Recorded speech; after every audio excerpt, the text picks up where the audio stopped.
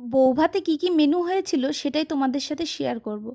তো প্রথমেই দিয়ে গেল প্লেট, তারপর দিয়ে গেল লেবু, তারপর দিয়ে গেল চিপস। তো এখন দেখো চিপসটা খাচ্ছি। তো খেতে খেতেই চলে আসলো ভাত, তারপরে চলে আসলো মাছের মাথা দিয়ে মুগের ডাল। এখন লেবু চিপে একটু চিপস দিয়ে ভাতটা খেয়ে নেব। তো এটা খেতেই ভালো লাগে। তো রান্নাগুলো বেশ সুন্দর হয়েছিল। তো এখন দেখো ডাল দিয়ে খেয়ে নিচ্ছি।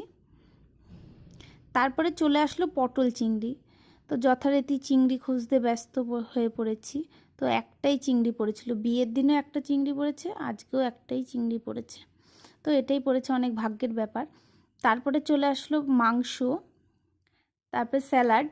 তো স্যালাড দিয়ে মাংস দিয়ে একবারে খেয়ে নিলাম। তারপর চলে আসলো চাটনি, মিষ্টি, দই আর একটা হজমলা। খুবই সিম্পল মেনু ছিল।